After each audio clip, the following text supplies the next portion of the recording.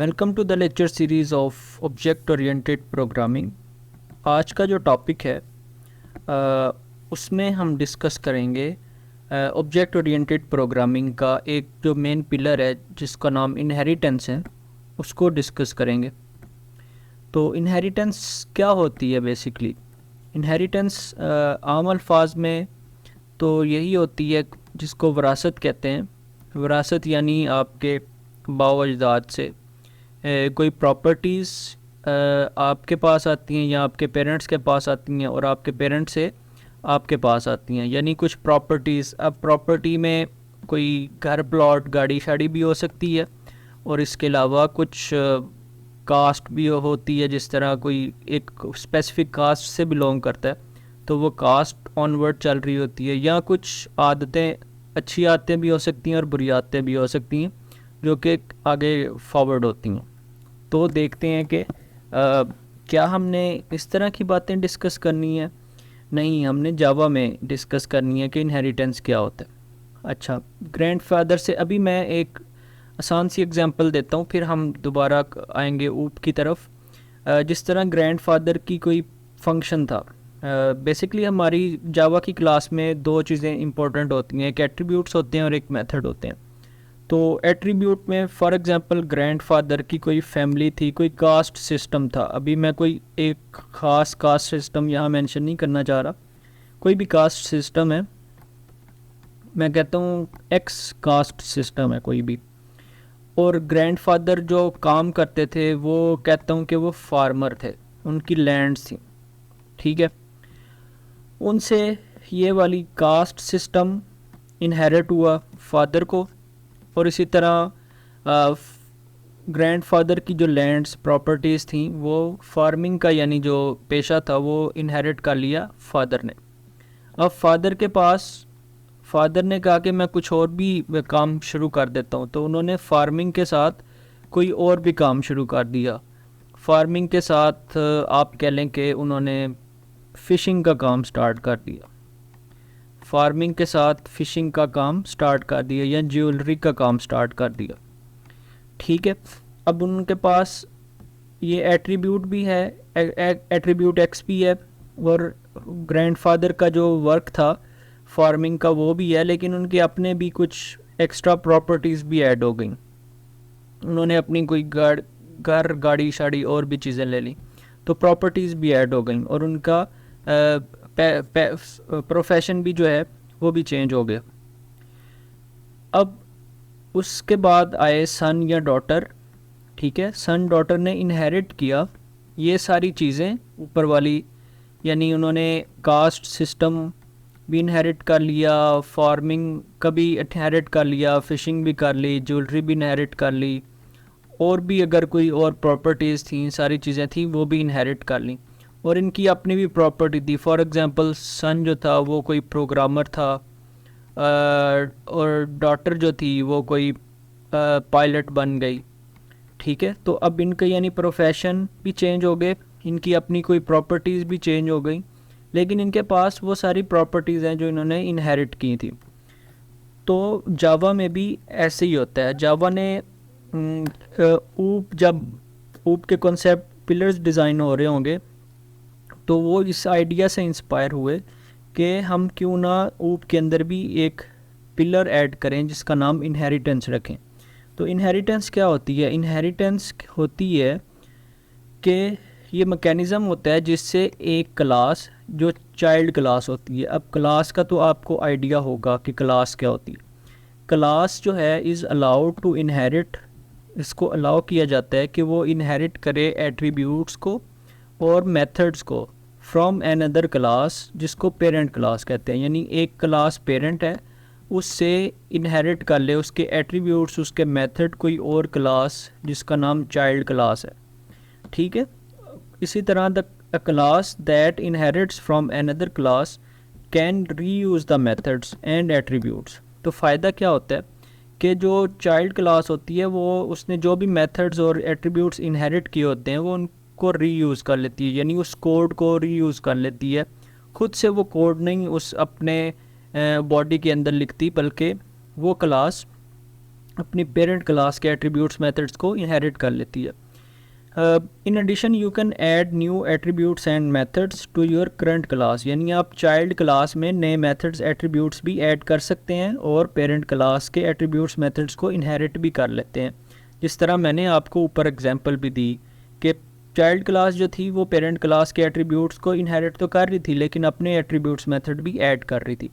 जो child class होती है उसको सब क्लास भी कहते हैं, जो पेरेंट क्लास होती है उसको सुपर क्लास भी कहते हैं, और जो चाइल्ड क्लास है वो एक्सटेंड्स करती है सुपर क्लास को। तो एक्सटेंड का कीवर्ड यूज़ किया जाता है इनहेरिट करने के लिए, यानी जब चाइल्ड क्लास से इनहेरिट करना हो सुपर क्लास के एट्रीब्यूट्स मेथड को, तो चाइल्ड क्लास ये वो कीवर्ड कौन सा यूज़ करती है, एक्सटेंड्स का। इसको हम आगे कोड में देखते हैं।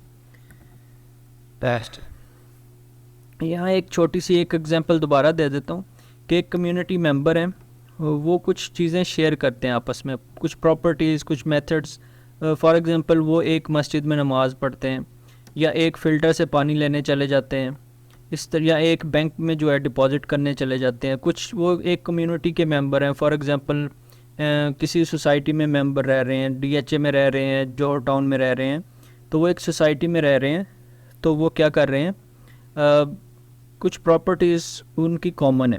उसके बाद उसी सोसाइटी में डिफरेंट तरह के लोग रहते हैं, कुछ एम्प्लॉयज़ हैं, कुछ स्टूडेंट्स हैं। अब एम्प्लॉय स्टूडेंट के पास वो सारी ये वाली ऊपर वाली प्रॉपर्टीज़ तो इनहेरिट करते हैं, लेकिन उनकी अपनी डिफरेंट भी प्रॉपर्टीज़ है। एम्प्लॉय कोई काम करता है, स्टूडेंट किसी यूनिवर्सिटी, स्कूल, कॉलेज वगैरह में जाता होगा। अब एम्प्लॉय जो है वो दो तरह के होते हैं। हो सकता है एम्प्लॉय फैकल्टी मेंबर हो, कोई हो सकता है वो कहीं स्टाफ लगा हो, कहीं जॉब और करता हो, नॉन टीचिंग जॉब करता हो। लेकिन अब ये जो स्टाफ है ये कौन सी प्रॉपर्टीज़ इनहेरिट करता है, एम्प्लॉय की, और एम्प्लॉय कौन सी करते हैं, कम्युनिटी मेंबर की। यानी स्टाफ के पास वो सारी प्रॉपर्टीज़ होंगी जो एक कम्युनिटी मेंबर की भी होंगी, जो एम्प्लॉय की भी होंगी। अब फैकल्टी मेंबर दो तरह के होते हैं, कुछ एडमिनिस्ट्रेशन में है, कुछ टीचिंग में। तो फॉर एग्जांपल जो एडमिनिस्ट्रेटर है उसके पास फैकल्टी की सारी प्रॉपर्टीज़ हैं, एम्प्लॉय की सारी प्रॉपर्टीज़ हैं, कम्युनिटी मेंबर की सारी प्रॉपर्टीज़ हैं। तो ये सारी प्रॉपर्टीज़ इनहेरिट करता है। तो सबसे ज़्यादा प्रॉपर्टीज़ एडमिनिस्ट्रेटर के पास है और टीचर के पास है इस डायग्राम में। और इसी तरह हम देखें, एक और एग्जांपल देखते हैं कि एक शेप की क्लास है जिसके कुछ एट्रीब्यूट्स हैं। फॉर एग्जांपल कलर है, ये एट्रीब्यूट है, कोई XY कोऑर्डिनेट्स हैं, ये एट्रीब्यूट्स हैं। उसके कुछ मेथड्स हैं शेप के सेट कलर, यानी कलर को सेट करना, कोई रेड, ग्रीन, ब्लू कुछ भी कर देना। अब इसकी दो चाइल्ड क्लासेस हैं, एक चाइल्ड क्लास का नाम सर्कल है, एक का नाम रेक्टेंगल है। अब चाइल्ड क्लास जो है बेसिकली ये सारे एट्रीब्यूट को और ये मेथड को इनहेरिट करती है, यानी इसके अंदर पाए जाते हैं। लेकिन इसके अलावा इसका एक अपना एक्स्ट्रा भी एट्रीब्यूट है, रेडियस का। तो अब देखें, इसने जस्ट यहाँ हमने मेंशन नहीं किया हुआ कि इसके पास X है, Y है, सेट कलर है सर्कल के पास। इसने बस अगर एक्सटेंड का वर्ड यूज़ कर लिया तो इसने ये सारे एट्रीब्यूट्स फीचर इनहेरिट कर लिए। सेम गोज़ विद रेक्टेंगल के दो अपने डिफरेंट फीचर्स हैं, विड्थ और हाइट, लेकिन इसके पास वो सारे एट्रीब्यूट्स हैं जो इसकी पेरेंट क्लास यानी शेप क्लास के पास भी हैं। आई होप कि यहाँ तक आपको कॉन्सेप्ट क्लियर हो गया होगा इनहेरिटेंस का। अभी हम कुछ एग्जांपल्स करते हैं, तो फिर फर्दर आपका कॉन्सेप्ट्स क्लियर होंगे। अभी हमने क्या किया है, एक क्लास बनाई है, पब्लिक क्लास है जिसका नाम पेरेंट है। वो यहाँ से स्टार्ट हो रही है और यहाँ क्लोज़ हो रही है, सॉरी वो यहाँ क्लोज़ हो रही है। ये वाली क्लास यहाँ से स्टार्ट हो रही है और इधर क्लोज़ हो रही है, ठीक है। ये पेरेंट क्लास है। अब इसकी हमने एक चाइल्ड क्लास बनाई, हमने लिखा पब्लिक क्लास चाइल्ड वन एक क्लास का नाम है। ये हमने कहा एक्सटेंड करती है पेरेंट को, यानी एक पेरेंट क्लास है उसकी एक सब क्लास हमने बना दी या चाइल्ड क्लास बना दी जिसका नाम चाइल्ड वन रख दिया। तो ये एक्सटेंड करती है या इनहेरिट करती है पेरेंट क्लास से। इसी तरह हमने एक और क्लास बना दी चाइल्ड टू, वो भी एक्सटेंड करती है पेरेंट टू को, यानी पेरेंट की कितनी क्लासेस होगी, उसकी चाइल्ड क्लासेस दो क्लासेस होगी, एक का नाम चाइल्ड वन है, एक का नाम चाइल्ड टू है। तो इस तरह हम क्लासेस और सब क्लासेस बनाते हैं जावा में। इसी तरह हम एक और एग्जांपल देखते हैं कि जिसमें क्लास ए है इसके अंदर एक मेथड बनाया हुआ है इंट ऐड का यानी एक मेथड बनाया है जो 2 आर्गूमेंट्स ले रहा है x और y और रिटर्न कर रहा है x प्लस वाई। यहाँ एक ये मेथड है और ये ऊपर क्लास स्टार्ट हुई है। तो यहाँ एक नीचे एक और हमने क्लास बनाई, क्लास जिसका नाम b है। वो किसकी चाइल्ड क्लास है? वो a क्लास की चाइल्ड क्लास है, क्योंकि वो एक्सटेंड कर रही है a को, यानी child class b class a की चाइल्ड क्लास है। क्लास b में क्या है? उसके अंदर एक इंटीजर है c जिसकी वैल्यू 30 है और सम की वैल्यू 0 है। और हमने यहाँ एक ऑब्जेक्ट बनाया b क्लास का, यानी इसी क्लास का हमने जिस क्लास में मौजूद है उसी क्लास का एक ऑब्जेक्ट बनाया b और जिसका नाम ऑब्जेक्ट 1 है। हमने कहा कि c की क्या वैल्यू है? c की वैल्यू 30 है, प्लस ऑब्जेक्ट 1 डॉट ऐड 5 और 10 को। अब हमने कहा कि ऑब्जेक्ट 1 डॉट लगा के ये एक्सेस करो मेथड ऐड को। अब ऐड का मेथड तो क्लास A में था और हम किस ऑब्जेक्ट के थ्रू उसको एक्सेस कर रहे हैं? ऑब्जेक्ट 1 के थ्रू। और ऑब्जेक्ट 1 किस क्लास का ऑब्जेक्ट है? क्लास B का। तो यहाँ से हमें पता चला कि ऑब्जेक्ट 1 ऑल्दो क्लास B का ऑब्जेक्ट है, लेकिन वो ऑब्जेक्ट क्लास A के, क्योंकि क्लास A पेरेंट क्लास है क्लास B की, तो क्लास B के अंदर वो पब्लिक मेथड इनहेरिट हो गया। क्लास B के अंदर ऐड वाला मेथड जो वो क्लास A में था वो क्लास B के अंदर इनहेरिट हो गया। इसलिए हमें यहाँ ऑब्जेक्ट 1 जो हमने बनाया है वो क्लास B का बनाया है, क्लास A का नहीं बनाया हमने, क्लास B का बनाया, क्योंकि B क्लास के अंदर भी ऐड का मेथड पड़ा हुआ था, क्योंकि हमने इनहेरिट कर लिया था। तो जब हम उसको भेजेंगे तो बेसिकली रिक्वेस्ट अगर इधर जा रही है जो कि बेसिकली क्लास B में ही जा रही है, या कॉल क्लास B में के मेथड में जा रही है ऐड वाले मेथड में, तो वो 5 और 10 को ऐड करेगा और 30 में ऐड करेगा, तो आंसर हमारे पास ये आ जाएगा। तो आई होप कि इससे आपको क्लियरली पता चल गया होगा कि किस तरह क्लास B ने जब क्लास A को इनहेरिट किया तो मेथड भी साथ इनहेरिट हो गया था। एक और एग्जांपल देख लेते हैं। एक क्लास है व्हीकल की क्लास, उसके अंदर 2 एट्रीब्यूट्स हैं। एक है स्ट्रिंग एट्रीब्यूट है ब्रांड का, एक उसके अंदर मेथड है हॉक का मेथड, यानी कोई आवाज़ निकालता है, वो टुक टुक की आवाज़ निकालता है।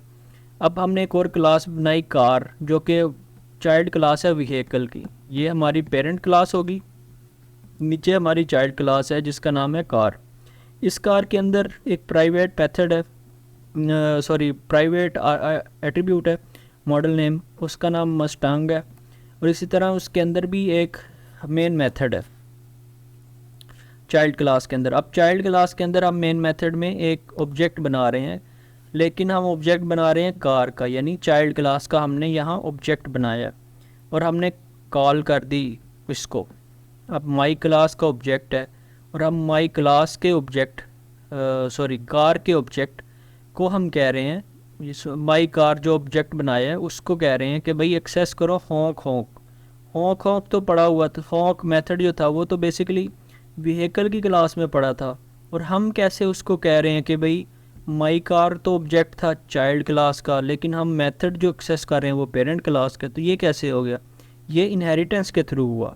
इनहेरिटेंस के थ्रू हॉक का जो मेथड पेरेंट क्लास में था वो बेसिकली इनहेरिट होके चाइल्ड क्लास में आ गया। इसलिए हम object child class co dot कर रहे हैं उस मेथड के साथ जो पेरेंट क्लास में था। तो वो बेसिकली ये जैसे एक्सेस करेगा तो फिर हम प्रिंट भी करवा सकते हैं कि प्रिंट कर दो, यहाँ system dot out dot print हमने कहा कि माई कार डॉट ब्रांड को और my car dot model name को भी प्रिंट कर दो।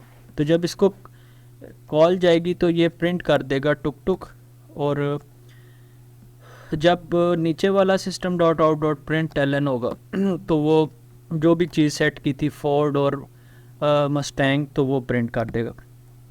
एक और एग्जांपल ले लेते हैं एक और एग्जांपल देखते हैं हम। इसमें देखें कि क्लास है एम्प्लॉय की, ठीक है, एम्प्लॉय की क्लास है।